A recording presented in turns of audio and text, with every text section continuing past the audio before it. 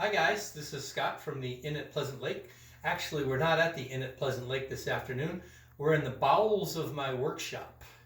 In this, I'm going to reveal some secrets that no one's ever seen before by bringing you into the bowels of my workshop. So today we were going to go through the production process for the incredible ceiling that we're installing at the inn. So I'm going to walk you through this. Here, come on over here.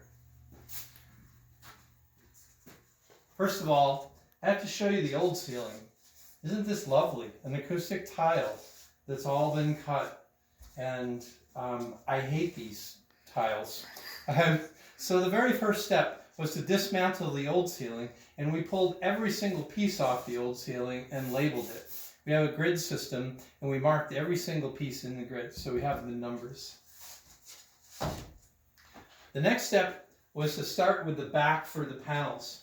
And we had a big pile of 4x8 paneling. It's 1/4 inch paneling. It's finished paneling like a birch or whatever wood you wanted. And we'd have to cut these into the appropriate sizes for the dimensions of the panels. And it was really handy to have the old tiles to use as templates because there were so many varying sizes for this particular project. There was no standard 2x2 like you'd normally get. Probably less than 25% of the tiles are actually this standard square.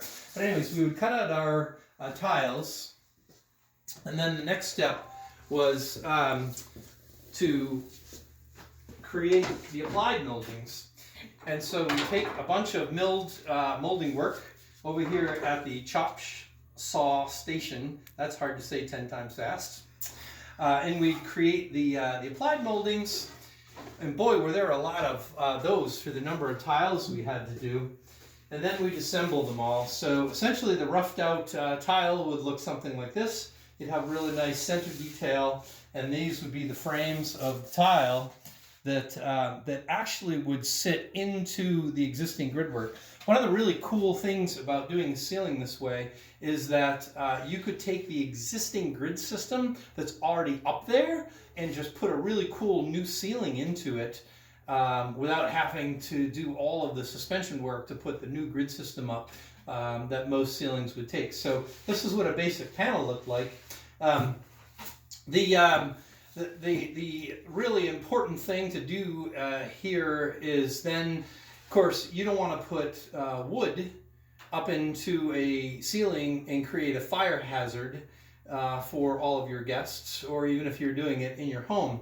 So there are products you can buy that are fire retardants. And so you buy the fire retardant and you can apply it to the wood. The good news is that once you do that, you can either paint the wood or stain the wood or finish it any which way you like. But the fire retardant then makes the panels a Class A substance, which means it doesn't burn very fast and is approved for any use, really, Class A. So that was really helpful to apply the fire retardant. So these panels then went into a gigantic stack of panels. That's about half of the panels that it took to build the entire ceiling. And then what we do is we apply that fire retardant. You got to do it both on the front and the back. I applied 2 coats just to be safe and make sure I had enough thickness on it. And we have, of course, all of our labeling for every single part from the grid system, so that you know exactly where every single piece is going to go in there.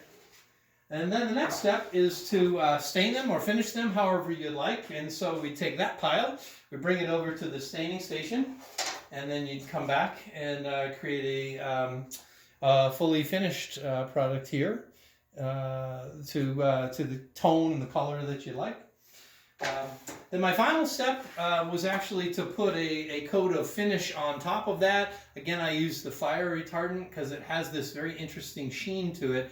At that point, you don't really need more fire retardant, but I just liked the sheen and the extra protection. So I added that as my finished product.